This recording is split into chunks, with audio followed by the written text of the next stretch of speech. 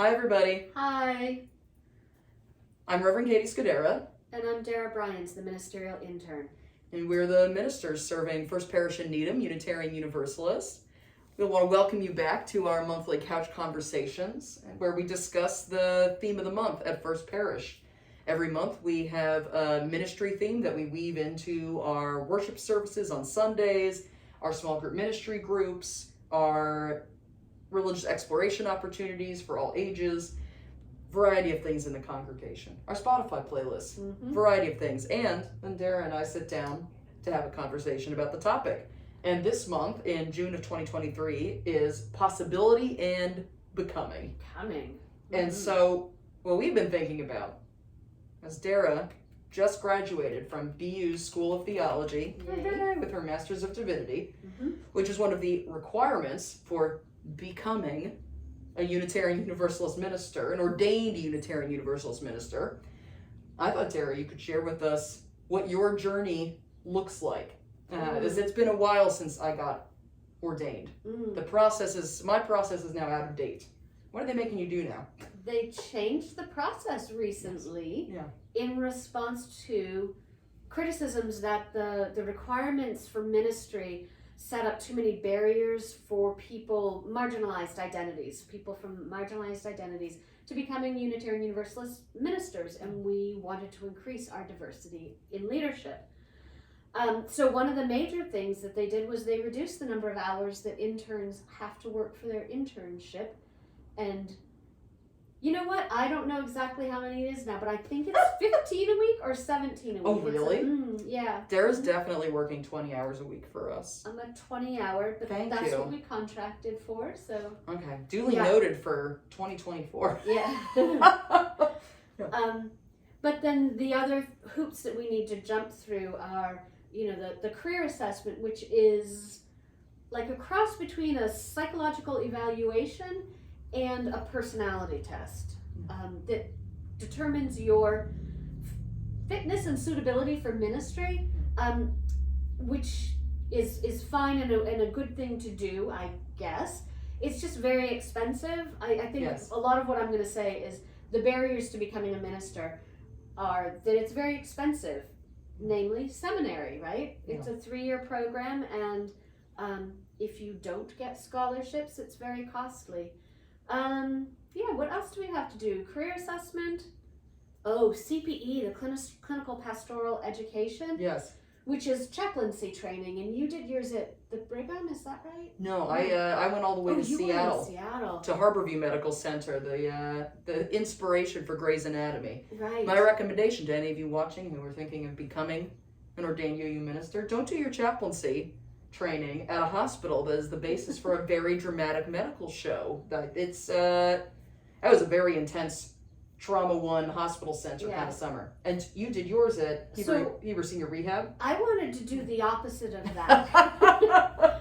In part because I have, at that point, 2 kids at home, and I knew I wanted to go into parish ministry, so I chose a CPE site, Hebrew Senior Life, which is a long-term care, graduated care situation here it's not in Needham, it's in Dedham, just over the line.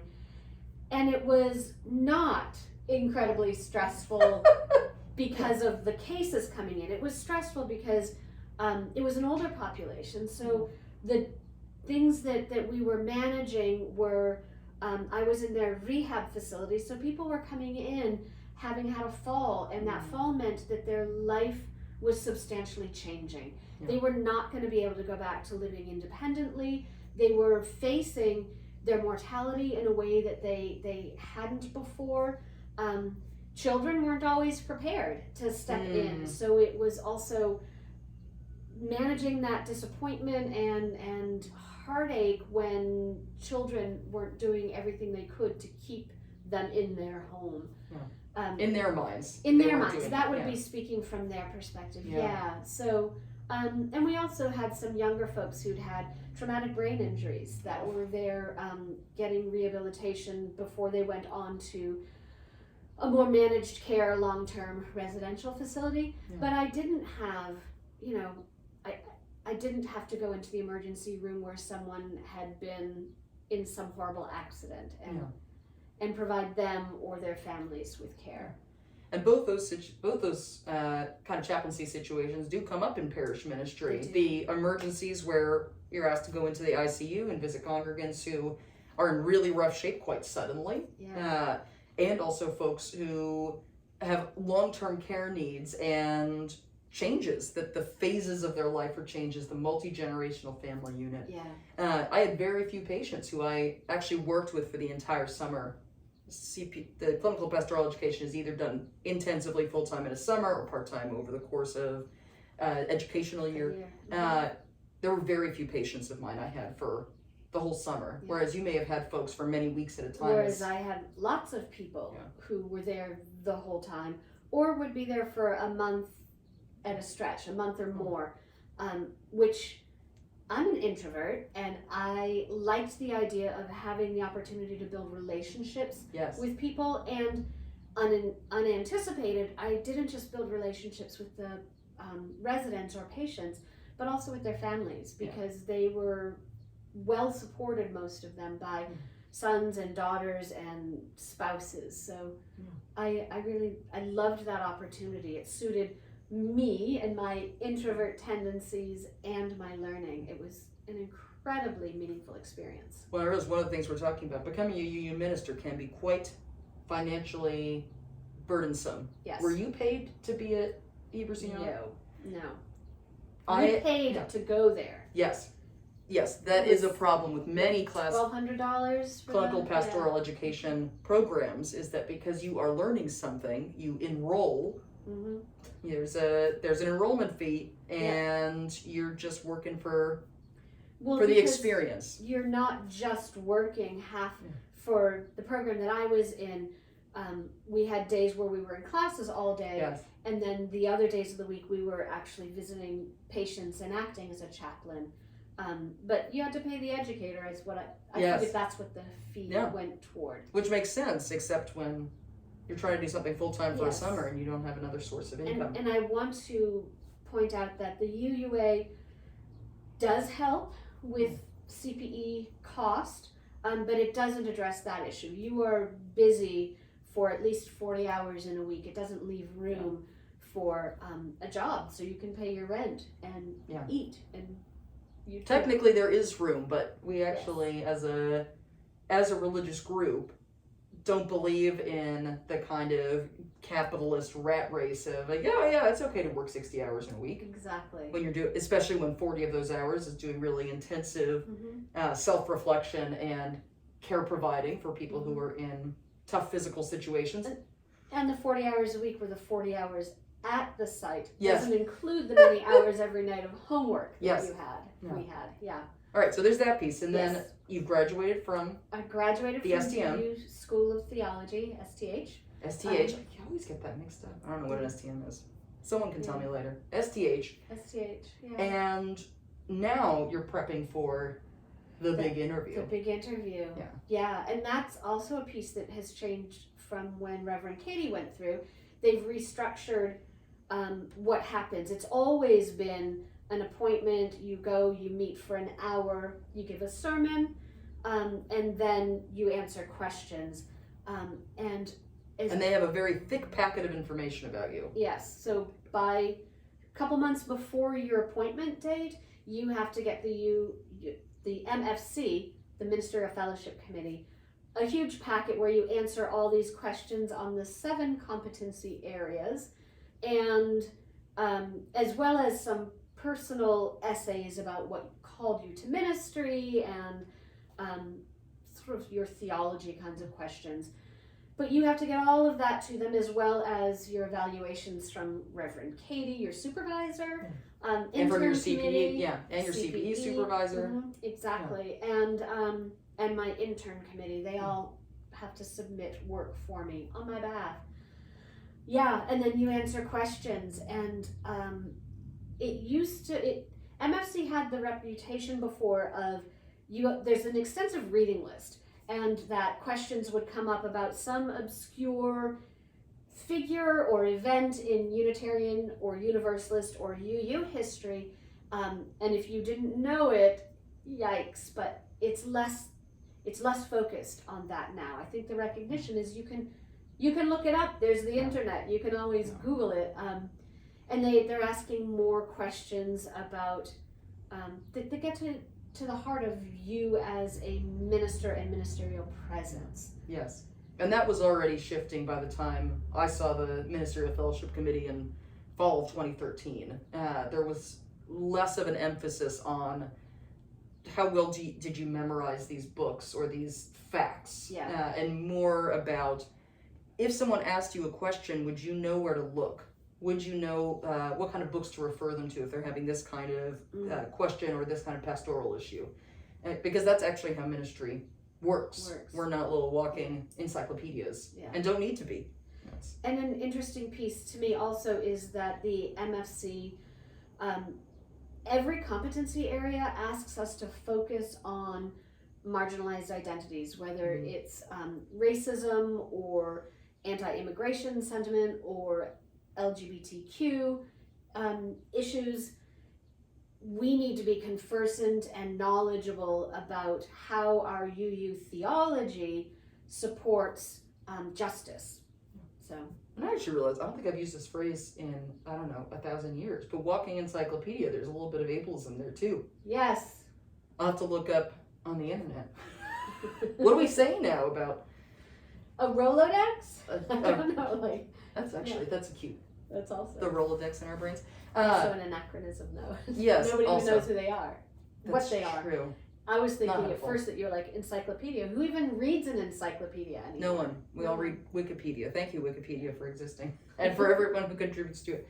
But this is partly why the UUA asks us as people becoming ordained ministers and then as continuing education for ministers who are already ordained to continue our reflection and our education and our engagement with issues of anti-oppression, because it's a lifelong task to deprogram ourselves and to help deprogram society from systemic historic oppressions. It's true. And that's a lot of the work that UU ministers are engaged in now with our largely white congregations. They're not all white, but largely helping us all to shed those binds, those awful messages that we received, like drinking it in the water. Don't always understand where those threads are until you start tugging on them. Yes, and it's the same for, as you were saying, our work with physical and mental accessibility and for LGBTQ inclusion, thinking about xenophobia and immigration justice. All of these things, we continue to pull on those threads for ourselves and in partnership with our congregations eventually. Yes, absolutely. And so you'll be seeing the Ministerial Fellowship Committee this December? At some point in the next year. I'm not publishing it in case I don't do well, because to me it's like, for those of you who've never been pregnant, everybody asks you how it's going, and if you have the bad misfortune of having a miscarriage, then you have to tell everybody. Whereas, so that's how I'm likening it to it. Having been through that experience, I'm like, I'm just going to play that a little close to my vest. That is part of it. Sometimes you don't pass the MFC. Yes. Yeah. So also from when Reverend Catie did it, there were 5, right?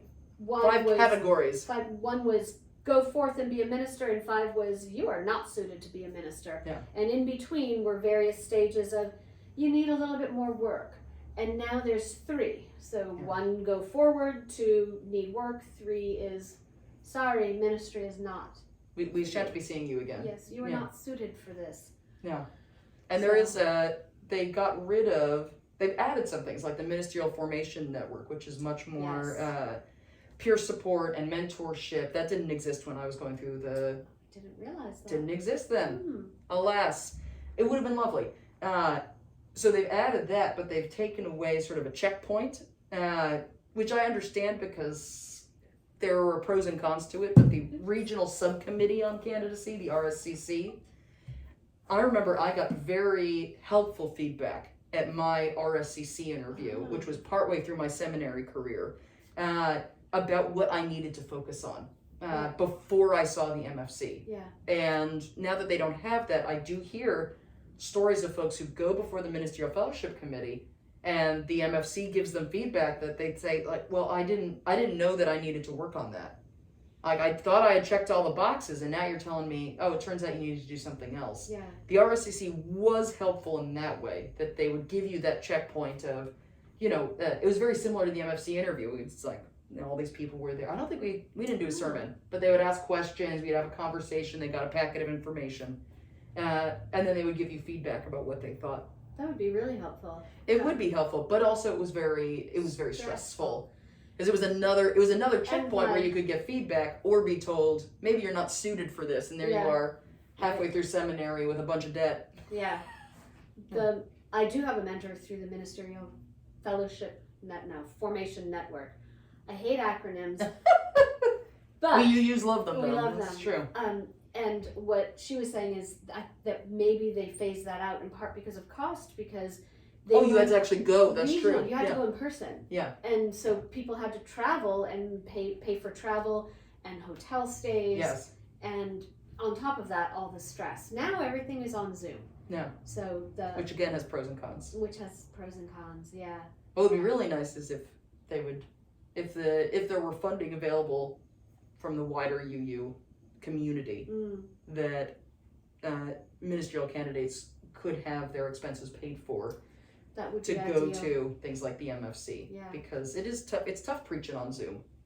It's tough having this very important conversation. For some folks, they probably prefer it. And if there are folks for whom that's not a environment where they really shine, that's a tough thing. Yeah.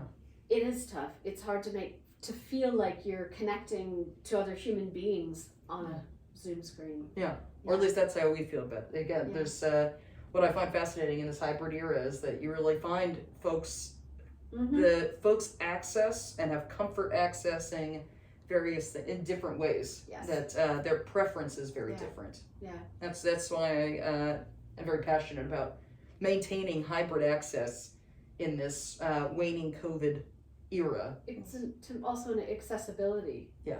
Yeah. It's not. Yes. Well, so I always got a soapbox, but I won't. Yes. If you have questions about the process to become an ordained Unitarian Universalist minister, if you have thoughts about, well, what are those 7 competencies?